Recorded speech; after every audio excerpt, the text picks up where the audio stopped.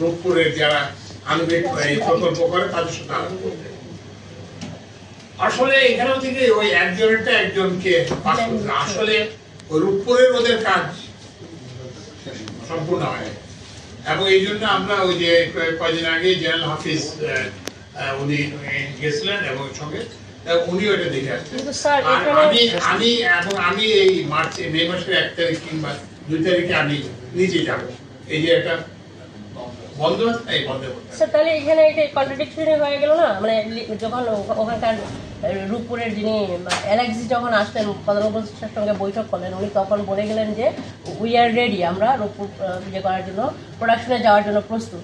তখন পিসিসি বললো যে ওদের নথি শাসনের কাজ শেষ হয়নি।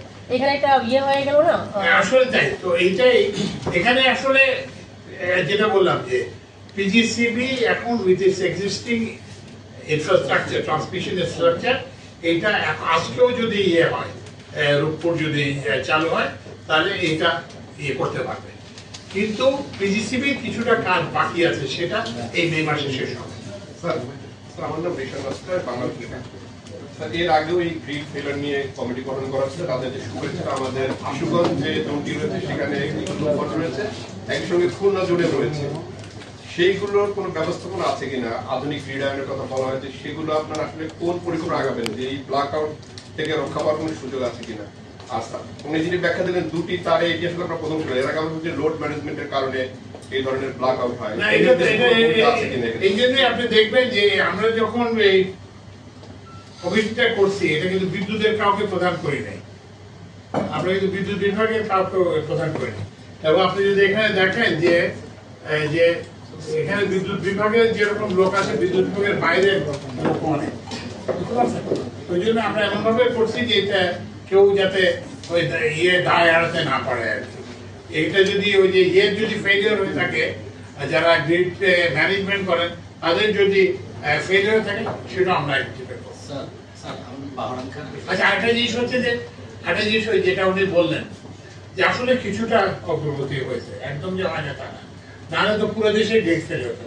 এর মানে হচ্ছে যে ওনারা এটাকে একটা আইসোলেট করতে পারছেন, এবং এইটা আরো যাতে কিভাবে ইমপ্রুভ করা যায়, এটা যাতে আরো লিমিট করে। যেমন ধরেন এই যে এইবার তো হলো 2টা যে এটা আইসোলেট করছে, কিন্তু বরিশাল এবং কি বলে যে বরিশাল এবং খুলনা, তো এখন এইটাকে আরো ফার্দার ইয়ে করা যায়, আরো এটাকে কম জায়গায় ছোট করা যায় কিনা সেটা কিন্তু এখন আমরা ইয়ে করবো, এবং সেটার জন্য আমরা পদক্ষেপ নেবো। গ্রিড ফেলিওর ছাড়াও বিভিন্ন এলাকায় হচ্ছে লোডশেড হচ্ছে, পল্লী অঞ্চলে বিশেষ করে। কালকেও আমি এই কথাটা প্রস্তাব বলেছিলাম। আমাদের কাছে তথ্য আসতেছে যে ময়মনসিংহ, হবিগঞ্জ, সিলেট ওইসব অঞ্চলে লোডশেড হচ্ছে এবং বেশ ভালোই হচ্ছে।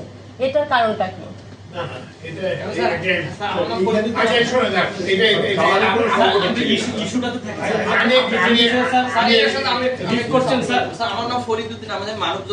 আমাদের কাছেও এরকম যে রুরাল এলাকায় হচ্ছে এবং নোয়াখালী থেকে লোডশেডিং আমাদের লোডশেডিং আপনাকে একটা জিনিস হচ্ছে যে একজন লোক এখান থেকে বললো যে আমার এখানে লোডশেডিং হচ্ছে, তারপরে 6 ঘন্টা ধরে বিদ্যুৎ নাই, এটাতে লোডশেডিং আপনি করেন। লোডশেডিং এর জন্য আপনি অবজেক্টিভলি 2টা জায়গা থেকে এই তথ্যটা পাবেন।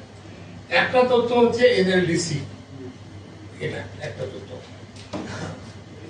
আমি কিন্তু আমার নিজেরও কিন্তু যে এনএলডিসি যে লোডশেডিং এর যে তথ্য দেয়, সেটা সম্পর্কে আমারও কিছু প্রশ্ন আছে। আরেকটা যেটা মোর অথরিটেটিভ যেটা হবে, সেটা হচ্ছে যে আপনি ডিস্ট্রিবিউশন ইউটিলিটিস গুলোকে জিজ্ঞেস করেন যে তোমরা কত চাইছো আর তোমরা কত পাইছো। এই দুটাই কিন্তু নাহলে কিন্তু এই যেটা বললাম যে একটা লোক বললো কে কি উদ্দেশ্যে কে কেন বলে, কারণ অনেক জায়গায় দেখছি যে এগুলো মিথ্যা কথা। অনেক জায়গায় বলছে আমাকে আমি ওখানে যেয়ে দেখছি লোকে আরো যেগুলো জনের পদ্ধতি না, আমাদের তো বিদ্যুৎ চাই না। এই জন্যই আপনারা অবজেক্টিভ যদি 2টা এই তথ্য চান, এই 2টা তথ্যের ইয়েটা হচ্ছে একটা হচ্ছে যে এনএলডিসি ওরা পাবলিশ করে, আরেকটা হচ্ছে যে এটাকে আপনি ডবল চেক করতে পারবেন। আপনি যেমন ডেস্কোকে জিজ্ঞেস করলেন যে আপনি আজকে কত ডিমান্ড ছিল আর আপনি কত পাইছেন, তো তাহলে এটা যেটা পার্থক্য সেটা লোডশেডিং। তারপরে আপনি আইডিকে জিজ্ঞেস করেন, তারপরে ইয়েতে যা কি বলে যে জুভেন্টুয়াল পাওয়ার ডিস্ট্রিবিউশন কোম্পানিকে জিজ্ঞেস করেন, ওদিকে জিজ্ঞেস করেন, তাহলে আপনি সঠিক এটা আপনি বলছেন নোয়াখালীতে কোনো লোডশেডিং করা হয় আমি আপনাদের আগেও বলছি লোডশেডিং বিভিন্ন কারণে হতে পারে, সরি আপনার বাড়িতে বিদ্যুৎ বিভিন্ন কারণে নাও থাকতে পারে। একটা কারণ হচ্ছে যে আপনার লোডশেডিংটা দুইটা কারণ হতে পারে। একটা হচ্ছে যে আপনার উৎপাদন নাই, বিদ্যুৎ উৎপাদন নাই, সেই জন্য আপনি চাচ্ছেন বেশি আপনি দিতে পারছেন, এটা একটা কারণ। আরেকটা কারণ হচ্ছে যে ওই যে ট্রান্সমিশনে ইয়ে করার জন্য লোডশেড করতে পারে, ওই যে যেটাকে গ্রিডের স্টেবিলিটি মেইনটেইন করার জন্য তোমরা লোড মাঝে মেইনটেনেন্স থাকে হ্যাঁ ওটা ডিস্ট্রিবিউশন অফ মেইনটেনেন্স থাকে না না তুমি তো পরে তুমি তো আগের কথা আগে যাচ্ছ কেন? এটাও একটা এটা কারণ লোডশেডিং এগুলো লোডশেডিং। আর হচ্ছে বাকিগুলো হচ্ছে বাকি যেগুলো যে ডিস্ট্রিবিউশন ইয়েতে যেটা সেটা হচ্ছে একটা ফিউজ চলে গেছে, একটা ট্রান্সফর্মার নষ্ট হয়ে গেছে, ওটা আবার রিপেয়ার করলে আবার এটা চলে। মহাখালীর ওই স্পেসিফিক কেস আমি দেখলাম যে ওটা রিপেয়ার করতে যে ওটা রিপেয়ার করছে আবার খাবে, আবার রিপেয়ার করছে আবার খাবে। তো এটা কিন্তু ইয়ে না, এটা হচ্ছে পাওয়ার ইন্টারাপ্ট। এই সমস্যাগুলো স্যার আমরা প্রথম থেকেই শুনি, মানে সারা জীবন ধরেই শুনছি। যখন এগুলো শুনতে হয় তখন কর্তৃপক্ষ বলে যে আমাদের না না এগুলো শুনতে থাকবে না, এগুলো শুনতে থাকবে না, এগুলো ভাষার কথাটা আমি বলছি না যে লোডশেডিং হয়, আমি কোথায় বলছি যে লোডশেডিং হচ্ছে এবং হবে সেটা আমি বলছি। কিন্তু প্লিজ আন্ডারস্ট্যান্ড যে অনেক সময় তোমার বাড়িতে কারো বাড়িতে আশেপাশে বিদ্যুৎ না থাকার এটাও একটা কারণ যে ট্রান্সমিশনটা, এবং এগুলো কিন্তু গ্রীষ্মকালে বেশি হয়, মানে এই ফ্রিকোয়েন্সি এগুলো বেশি হয়। আমি তো অস্বীকার করছি যে লোডশেডিং হচ্ছে না। আচ্ছা এখন হচ্ছে কি এই যে ট্রান্সমিশনের কারণ, ট্রান্সমিশনের এই যে এইসব লাইনগুলো ফিউজগুলো এগুলো কেন হয় এটা কিন্তু জিজ্ঞেস করা উচিত। সাংবাদিক হিসেবে এটাই ইয়েতে বিভিন্ন ইয়েতে যে নিম্নমানের পণ্য ইয়ে করছে এই কারণেই কিন্তু এগুলো বেশি হচ্ছে।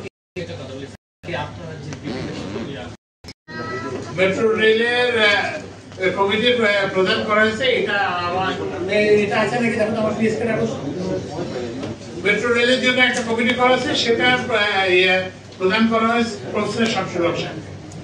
তো মেট্রো রেলের যেটা ওটা ইলেকট্রিক্যাল ইয়ে, তো সেই ইলেকট্রিক ইয়েটা আমাদের কোনো এই যে ডিস্ট্রিবিউশন কোম্পানি থেকে পড়ার জন্য হয়নি। আমরা ডিপিডিসি কে সেখানে পাঠাইছি, এসকোকে আমরা সেখানে পাঠাইছি, ওরা ওদের ইন্টার্ন। তো যেটা মারাত্মক যেটা ইয়ে অবস্থা সেটা হচ্ছে যেটা খারাপ সেটা হচ্ছে যে এই জিনিসটা সারতে 5 মিনিট লাগছে কিন্তু লোক যেতে 1.5 ঘন্টা লাগছে। তো এই জন্য আমরা একটা ব্যবস্থা নিচ্ছি যে আজকে যে মেট্রো রেলের এমডি এখানে ছিল যে 10 to 15 মিনিটের মধ্যে রেসপন্স করতে পারতে হবে ম্যাক্সিমাম সর্বোচ্চ।